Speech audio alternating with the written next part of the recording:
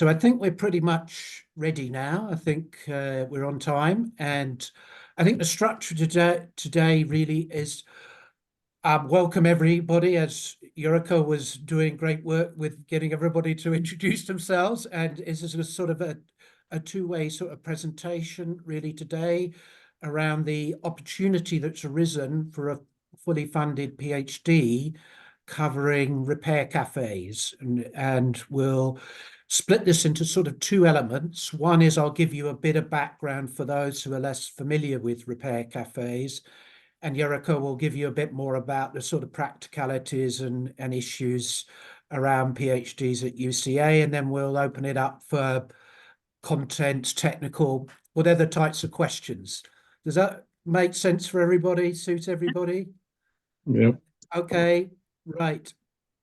So, so officially, the first Repair Café started in around about 2009, 2010 in the Netherlands, was founded by Martine Posner, who was a journalist, and she, decided that she needed to take sort of practical actions around repair at a local level. And repair cafes are very interesting in that they sit at really, a sort of subdivision between circular economy that's much better known, and circular society. So we've got a societal element to this that is much less well considered. And again, this is a book that I did some time ago around circular economy, and and circular economy is generally around the sort of economics and products, etc., etc. Whereas obviously, when you talk about the difference between customers and citizens, citizens are, perhaps part of society, a slightly grey area in terms of economy. So there is this sort of Venn diagram where, repair cafes sit. And circular economy and circular society are really not about waste. They're about, value. It's really, adding more value back into the community and extending the life products. And what we have is out there in the sort of various areas, various people have produced various R's, and repair sits very nicely within, for example, the 10 R's. So it's really there, and it provides is a strategy to extend the life of products, materials, and components. And repair cafes are local community mechanisms to do that. And what we've seen really emerge over the last probably 10 years or so was this whole idea of the right to repair. The right to repair really actually oddly started in the US, particularly around the right to repair your car. As we saw more electronics move into cars, the right to repair your electronics. And we saw particularly initiatives emerge, and individuals driving this. A guy called Carl Vians, who set up something called iFixit, which is a mechanism and toolkit to help people essentially fix their products. Now that morphed across the Atlantic and was picked up in Germany and was then wedded into various policy initiatives from the European Commission. So the European Commission used that term, and DEFRA in the UK also use it, but less strongly than in Commission.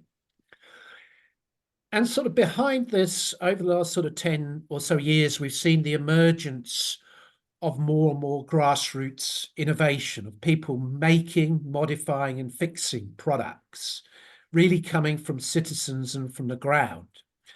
And this has been embodied in terms of people talking about a second sort of level of maker cultures coming back, but also, from our work, it's not just about making, it's about modifying, and also repairing products.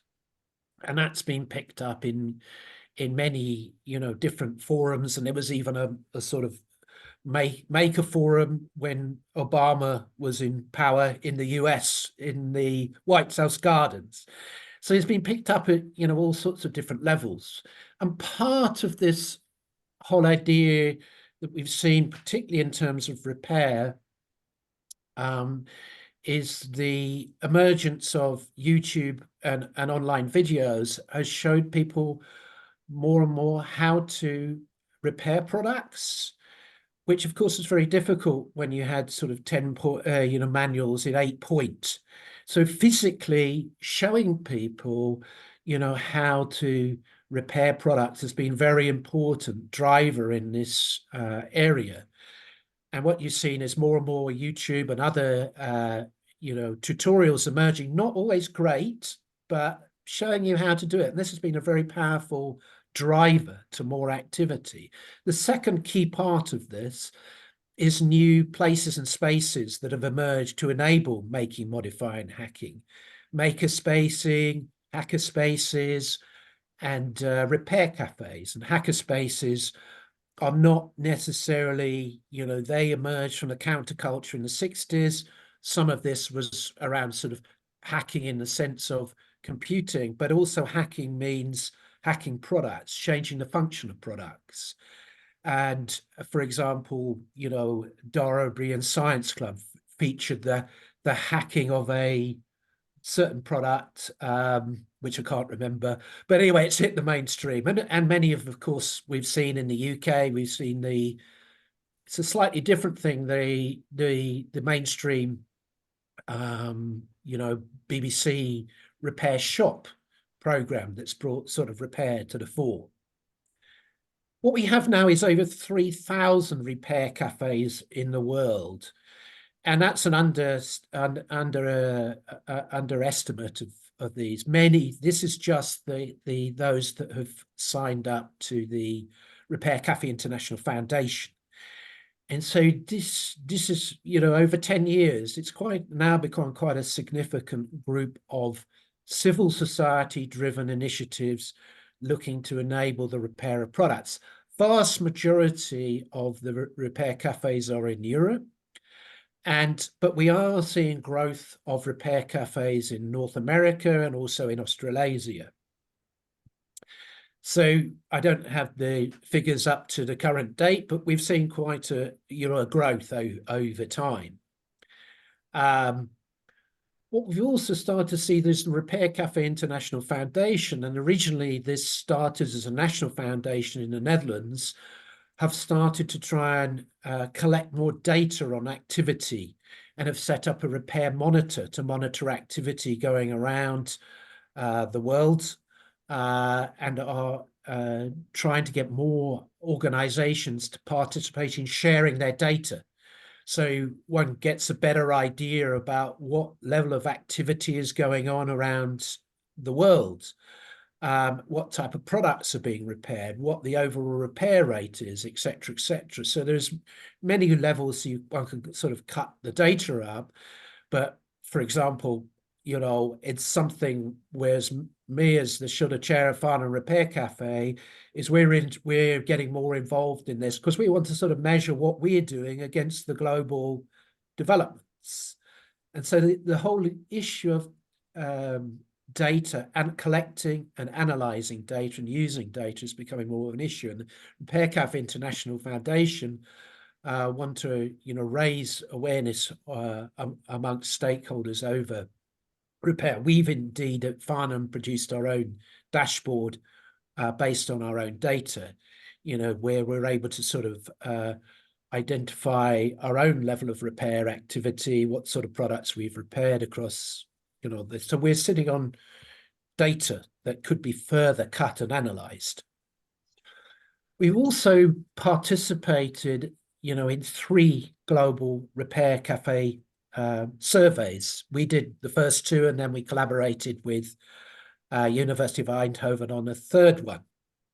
And this led to a publication, in a good quality journal where we, reported on the research from the repair cafes, and also another grassroots type initiative, which is about creating products from waste plastics. But I won't go into that today. But we had found some sort of interesting data, there, we good level of response rate.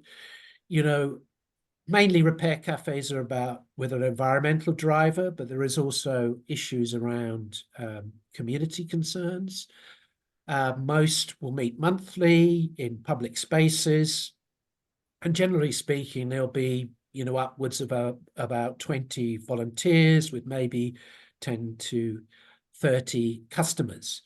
Concentration in Europe, as you highlighted, and many repair cafes share similar goals, but are not necessarily well connected.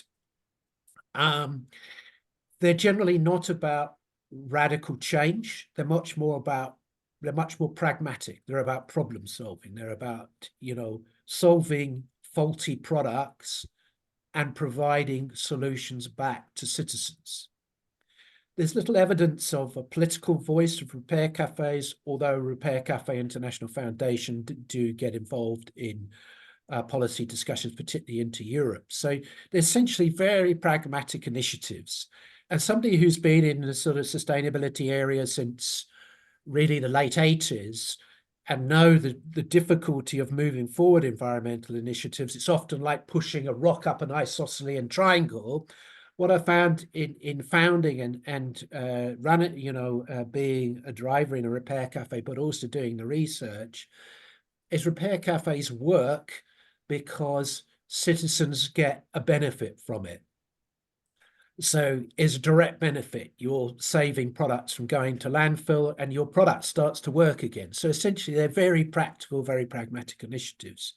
Some repair cafes, do engage in slightly more, potentially political lobbying, but that is not the general focus. Generally speaking, particularly if you look at Germany and the Netherlands, there are broader regional networks. This is from that survey of 303 respondents. UK numbers there back in 2019 show no national network, for example, which is still true because somebody has to drive it and set it up. But also relatively high engagement in regional networks, which I find quite surprising. That is now emerging. There are more regional networks emerging, critical mass of people, whereby you maybe have a repair cafe in one town, connecting up with another town. And so you are starting to see these emergences of these other networks. What you have seen also is some countries really driving repair cafes. So Wales have actually put central government money into facilitating a whole network of over 100 repair cafes across towns and villages across Wales. And indeed, Wales in the UK is actually driving a lot of circular economy activity ahead of UK. So they're also at a national level starting to collect data on, number of items fixed, emission savings, etc., etc. There are these regional initiatives that are set up, and this is I set up a network based on the activity we've done in Farnham, where we've brought together sort of identified 15 to 30, I forget the number now, repair cafes in the local area. And very pragmatically, once a month, we get together, share knowledge and experience. So there are these networks emerging and approaches to actually expand knowledge with new organizations.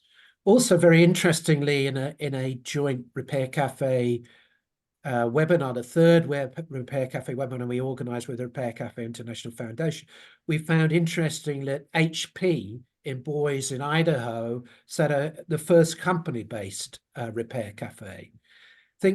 I thought that was going to be more about raising awareness of staff in terms of repair skills because policy is emerging globally.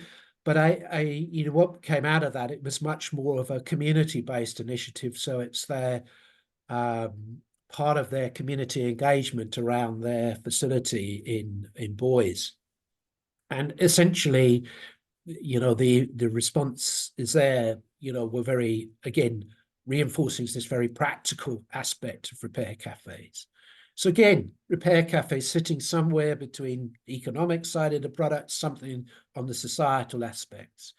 And these are some of the sort of key words when we asked about the strength of, our repair cafe, but this is fairly typical.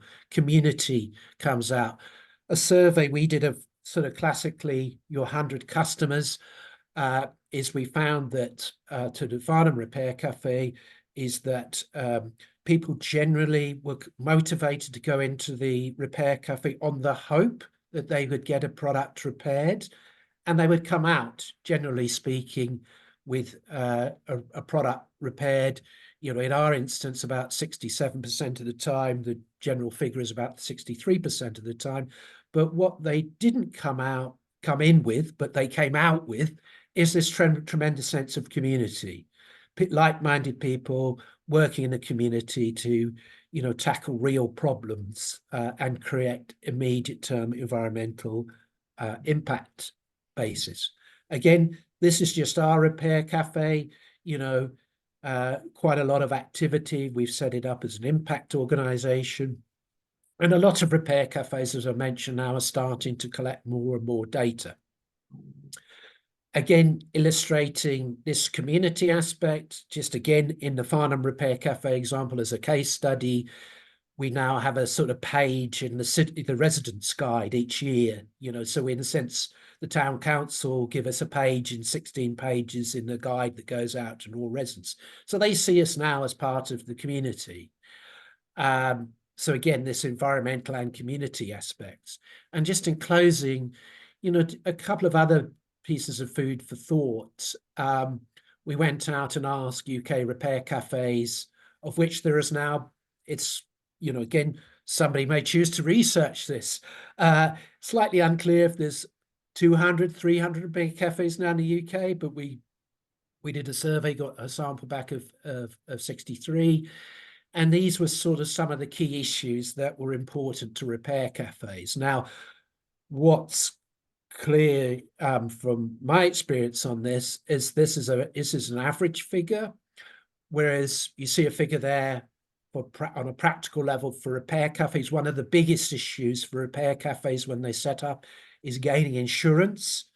So that comes at number 8 in the ranking. Whereas you ask that question to startup repair cafes, that would be number 1. So again, there's something here about the issues in relation to the maturity of the repair cafe. I won't go through the detail of this, but this is just, I brought this as another illustration of the potential research routes that people might look at.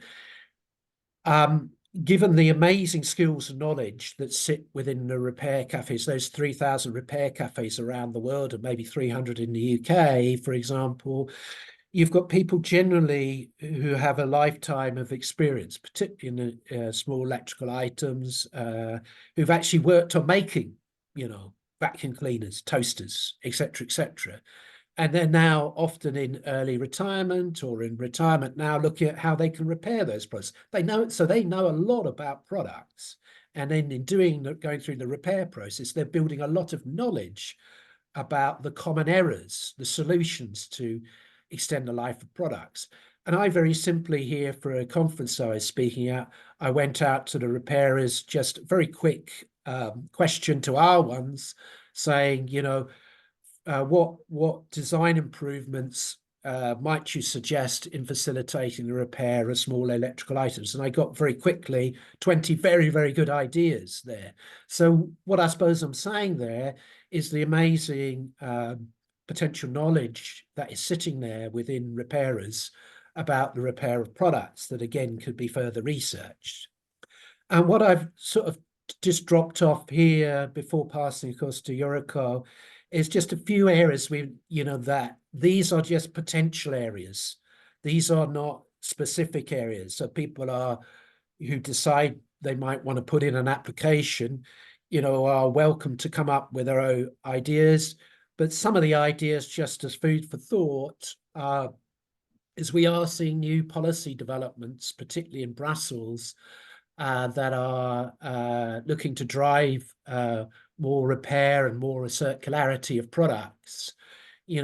As that legislation has passed, and implemented, which may take some time at a national level. What is going to be the impact of Repair Café on Repair Café? What is going to be the impact of that legislation on repair cafes? So it may be that actually for some of that legislation really to bite on the repair of laptops, actually it may take 5 to 10 years for companies to integrate in design for repairability, and then for products to come to the end of their first life and then start to come into repair cover. So there may be a lagged effect in terms of that. We very, very rarely see products that are designed for repairability. As per a chat I did once, somebody coined it very well. Most products are designed for death. They are not designed to be easy to repair or dismantleable, etc., etc. So that is the reality of what we see. So there might be another survey of a global survey of repair cafes with an exploration of further developments. How might repair cafes and the movement, and indeed big question mark in our last discussions with our Dutch sociologists, who was indeed, is it a movement? Are they disparate sets of these pragmatic initiatives? So there's a lot of questions. So looking into the future there, looking at comparison maybe between Dutch repair cafes, German repair cafes, and US repair cafes. Are the differences, the difference in regions?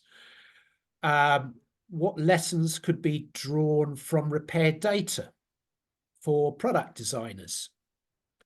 Could we look at the history, of repair cafes, from various perspectives, and again look into the future? Could there be a more macro analysis of the role of repair cafes in a circular society or a circular economy? What might that be, and how might one articulate that? Might one, consider, the development of a common reporting mechanism for repair cafes? At the moment, it's very difficult at this moment in time to transform, for example, our data at Farnham Repair Cafe into the data set for the Repair Cafe International Fund, because it's been set up in a different way. So could there be a project, where we brought in the Repair Cafe International Foundation to look to, simplify that or do this in some way? Or could we somehow use AI to speed up things?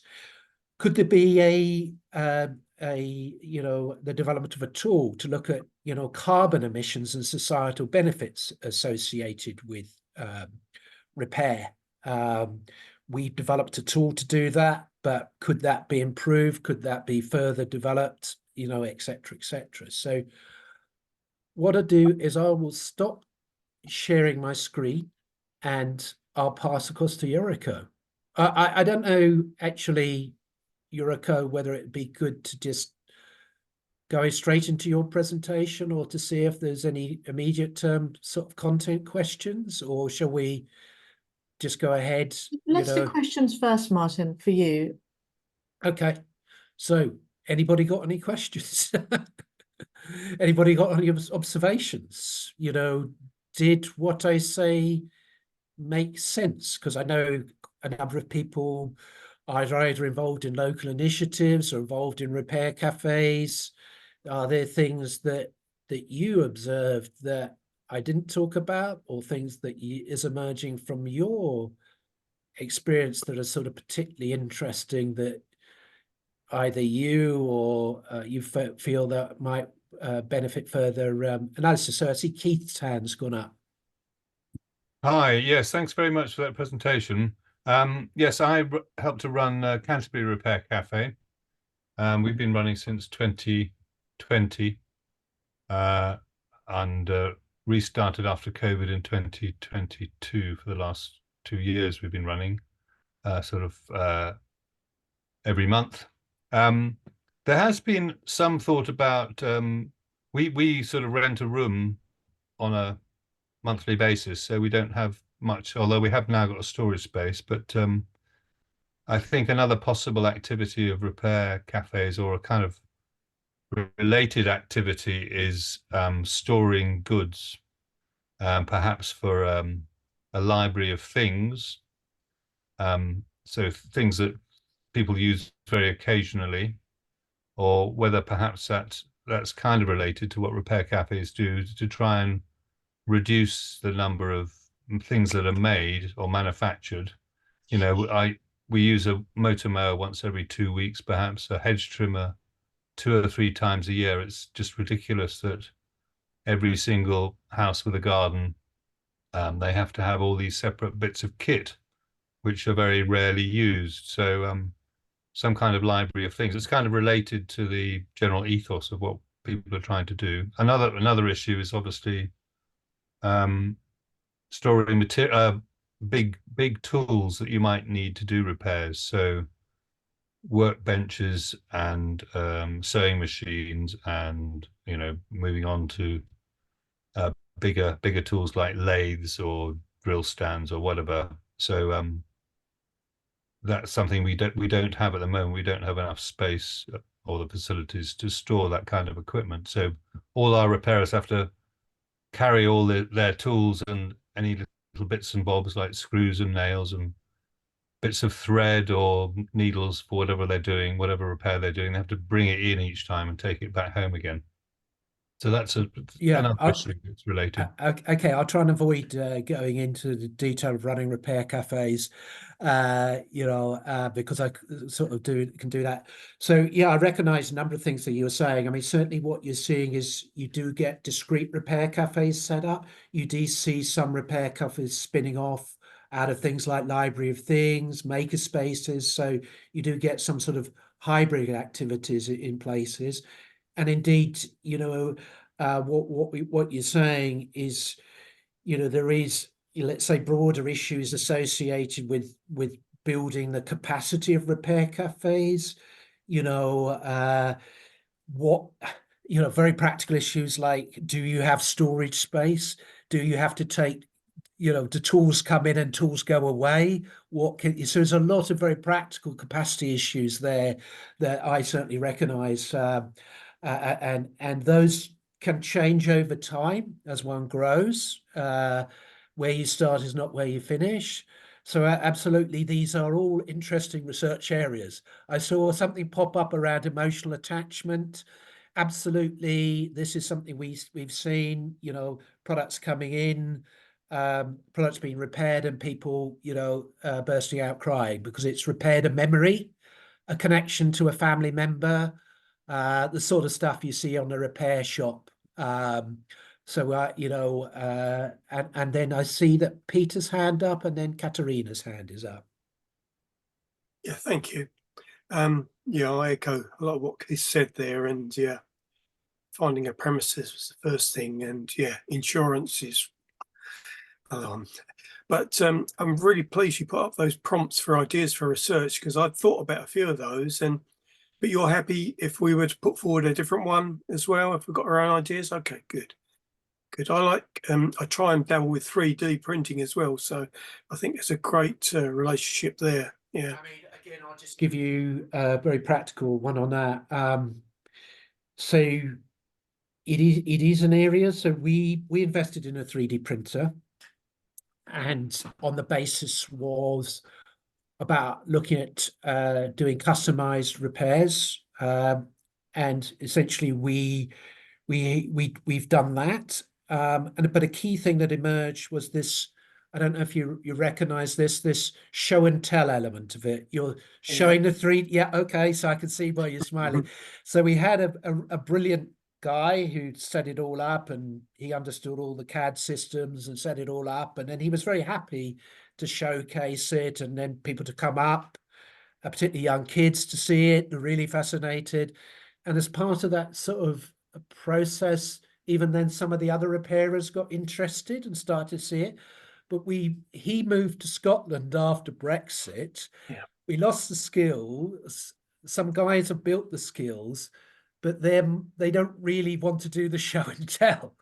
So they're Yeah. almost keeping the product at home and doing very specific. So 3D printing it's a big area. Also, places like the Netherlands and Delft University in the Netherlands, they've done a lot of work around 3D printing, and some of our broader stuff with Repair Café. There are Germany and the Netherlands. There's been a lot more work done around 3D printing in repair cafes. So anyway, yes, that is an emerging area, and there's plenty to explore in that area. Yeah. Thank you. So, Katerina? Hi, hello. Can you hear me? I have to say that because I'm on a call. Thank you. I've been running a repair cafe in Penarth. We opened up in 2018, and we run it monthly like other colleagues. We hire a hall. But one of the, Martin, you had asked any other interesting things that we have thought about, and mine would be what I'm very excited about every month is the use of people's skills, and I think people do benefit enormously from the community aspect, but also feeling that their contribution is still useful and valid. And I think that people really enjoy coming into the cafe to use their skills and offer their skills to the community, but also working in collaboration with others. And this is mainly a set of people who are a bit older, might be at the end of their working life, but still feel they have something to contribute. And I think that element is very interesting, and certainly one that we really enjoy encouraging. All of those things I recognize, and that those are all very interesting, areas for research. We've certainly seen one of the things I've recognized sort of generally, and it needs to be more researched and understanding of this, is just the amazing skills that are sitting in there in the communities, that things like repair cafes just help draw people out because they're very practical. Just the sheer fact that you have amazing people with amazing skills that still want to do stuff and contribute to stuff. So this has been a very big learning for me. Also, that you mentioned about collaboration. And again, I had a sort of a skewed mindset that people, I'm not an engineer by background, but essentially that engineers were very, generally speaking, logical problem solvers. So they'd have a problem, they'd solve the problem, and that sort of, more of their creativity was in problem solving creativity. But I've absolutely seen some much more lateral repair solutions coming out of engineers so it's busted my own thinking about creativity. So there's something about thinking there, and absolutely this issue of collaboration, very important. People getting together to share knowledge and experience, again, very worthy of much more research. Is that a new hand, Keith, or an old legacy hand? It's a new hand. Okay. Yeah. Keep thinking of questions. Yeah, picking up on that last point you made, I did have another question, but firstly, just picking up on that point about people wanting to help other people. I mean, I think that's a whole, I don't know if you'd put that in your list of possible research areas, but the kind of psychology of it and the sociology and exactly how, people just love helping other people, and they're happy to do it for nothing. And the community building is amazing, people getting to know other people and just getting enormous pleasure from helping other people, and probably more pleasure from the person doing the repair than the person who's the customer, as it were.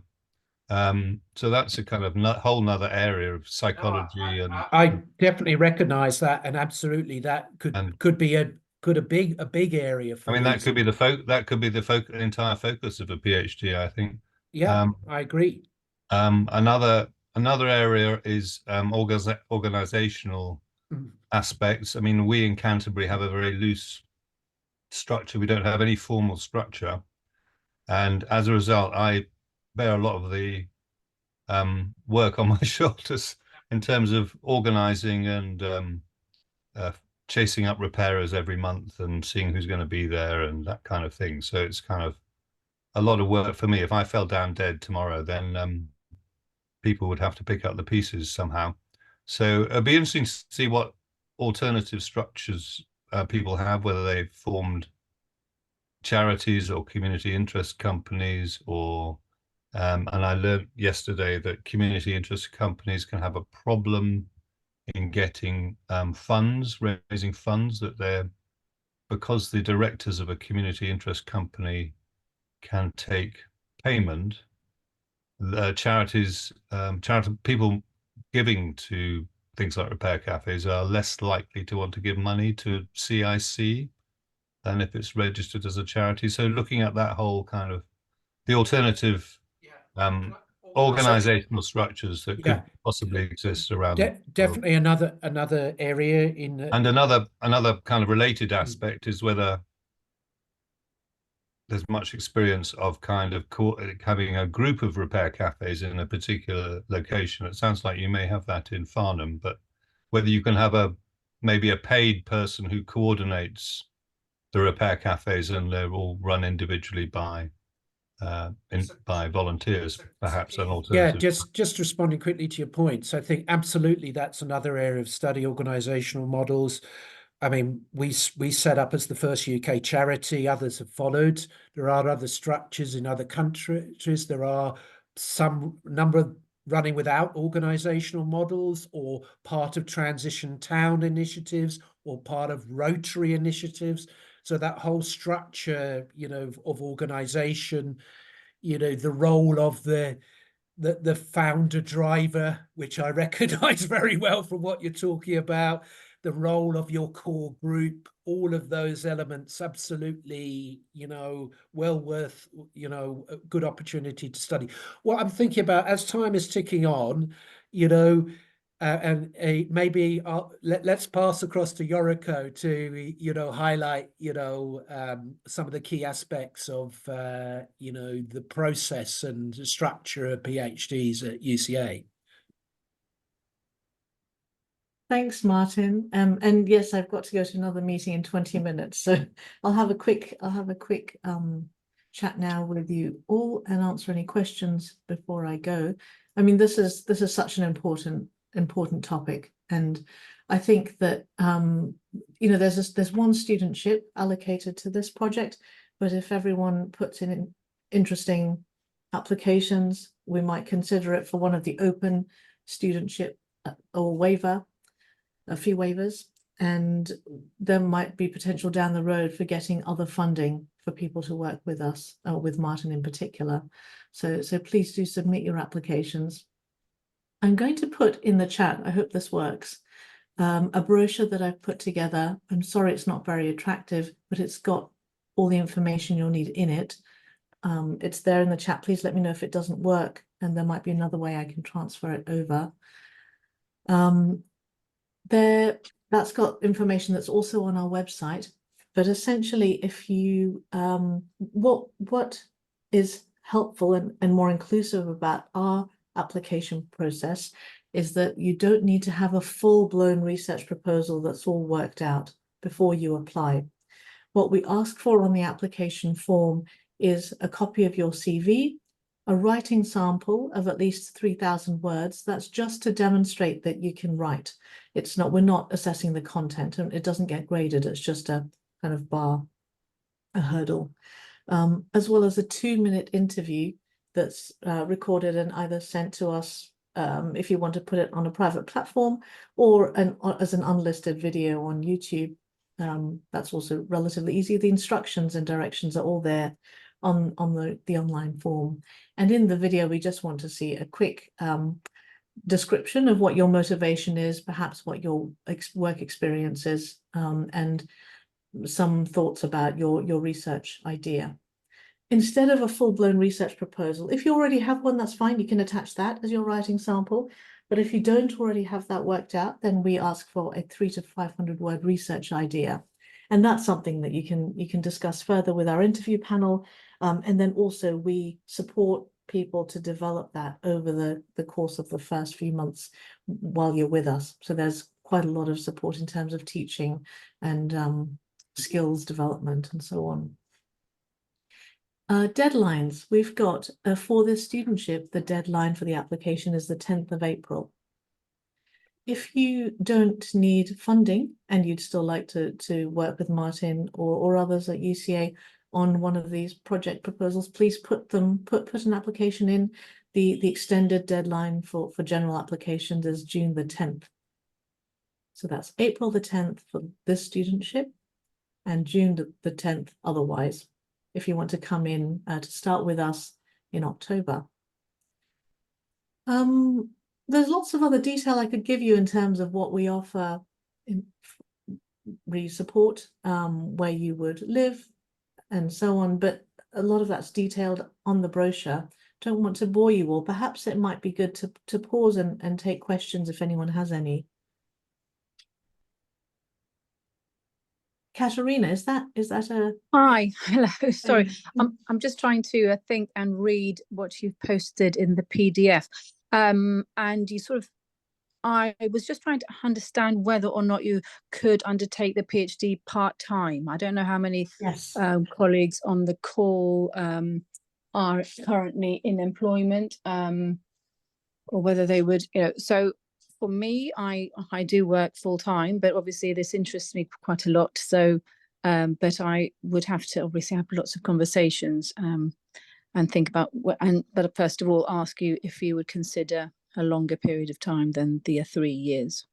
Absolutely. So first of all, lots of things happen over the course of a PhD. So we've got provision for taking interruptions and there's mitigating circumstances and so on. There's also a fourth, if you're doing the course full-time, there is a fourth writing up here that you can apply to do on much lower fees. If you're on the studentship, it doesn't matter so much, but they're much reduced fees with reduced supervision. The idea being that you're spending that fourth year simply writing up, typing up your text and so on. For students are part-time, so that's very common, and that would be double the time. The intake is all at the same time, so start full-time and part-time students all start in one cohort in October, and that's really helpful because it lets you get a chance to know everyone before you all go on your separate ways. And the training happens at the doctoral school in Canterbury. So we recommend that people, particularly if they're not local, if you're local, you've got your family and your networks and so on, but particularly for people coming from overseas, we recommend that you're based here, at least in the first year, so that you have access to all of the support and facilities here. We've got a lovely space with desks and so on. Sorry, so I'm just going to ask you recommend it, but is it something that is flexible? Yes, absolutely. It's flexible, and lots of people, I mean, if you're working with Martin, he's based in Farnham, so it would probably make more sense to move over there in the second and third years. In any case, if you're part-time and you're working and you've got kids and so on, lots of people live all over the country. That's not it's not a given that they're here, but we found that the student satisfaction has been much higher when they're here with us. To add, in terms of at least the current PhDs that I'm supervising, I think this will tackle a couple of the questions.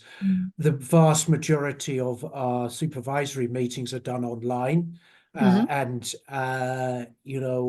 we get together occasionally, but and we have a part-time PhD who's doing it over the 5-year time, who's very busy on his day-to-day job, but manages to sort of fit it in. So there is, correct me if I'm wrong, even within the new system, some degree of flexibility Yuriko, around sort of, particularly for our types of PhDs, rather than maybe the artistic type of PhDs that UCA offer, for people to sort of fit it around their working lives. Yes, Mhm. absolutely. The only thing that's not negotiable is face-to-face attendance at our teaching module, and that took place on a number of days in October and November, December last year. I'm looking to, it was tricky for some people, particularly those working full-time, to travel to Canterbury and stay overnight to attend just one day a week, one afternoon a week. So I'm looking to make that more intensive so that there might be 2 days together in the autumn and then another 2 days in the spring. But you'll get Mhm. notice of that well in advance so that you can take time off work to come and attend. Great. Yeah. Great. Thank you. Half our PhDs are practice-based, also more than half. I don't know, Martin, whether you're accepting practice-based applications. Really even thought about what that might mean in terms of repair cafes. So I think there's plenty of food for thought across sort of many areas. So I'm a believer in where one can keep it simple. But if people do have very creative ideas about, somehow, monitoring repair activity, I don't know. I just have to create a practice-based idea. But if people have ideas, we would certainly look at them. Yeah, we've got one student who's about to graduate, who looked at the emotional and psychological impact of repairing old clothes, meaningful clothes. And she ran a series of public engagement exercises, teaching people how to repair clothes and then producing, poetic fragments out of them and so on. So I'm assuming that kind of thing might fall within the scope of what you're proposing. Yes, are there any other questions?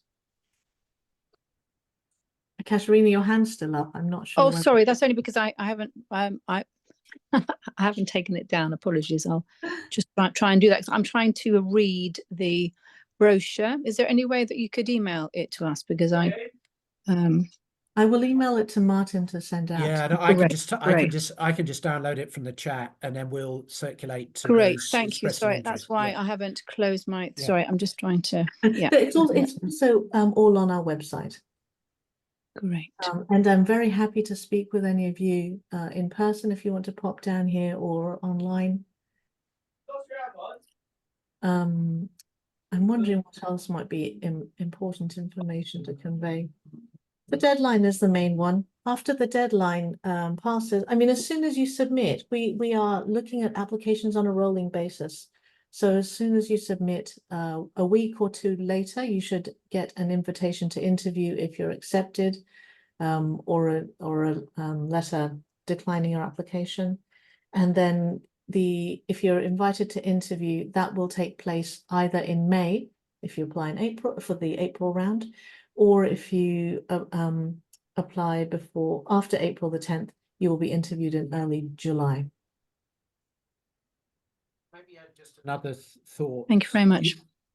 Another thought, Yuriko, and please feel free to comment on this, is that I guess the fully funded Vice Chancellor Scholarship we've targeted this around repair cafes and at the centre or UVET or with linkages, but separately, if you have other ideas, that broadly around, circular economy, repair of other sorts of things, or the link to product design or something, whilst there wouldn't be the full scholarship, there may be other avenues that we could look at to help facilitate a PhD. Yes. If you had a very specific topic area that you wanted to propose, essentially, all good quality proposals we'll have a look at.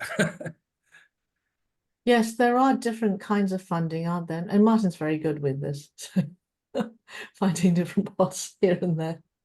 In terms of the Catherine, you've asked what the annual scholarship is. It should be online. I'm not sure what the exact figure is, but the fee waiver. So there are different levels of scholarship. I believe that we charge our fee in order to be inclusive. Our fee for a full-time or part-time PhD is on the lower end compared to other creative arts universities. And that's been a kind of political decision that's been made. If you accept and enroll early, I gather that there is a discount or they call it scholarship, but basically a discount as an incentive for taking up that place early on. And then if you are successful in getting the studentship, that is a full fee waiver plus a stipend. And that's set at it's just an industry rate. I think that's a normal rate that's common across universities in the UK. And then if you are successful in getting a fee waiver, because we've got 1 or 2 open categories which we allocate to the best proposals. If you get a fee waiver, that's just a self-explanatory fee waiver.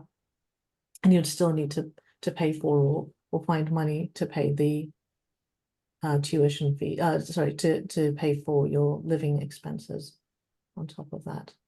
I gather that there is also a government PhD loan scheme if you're local.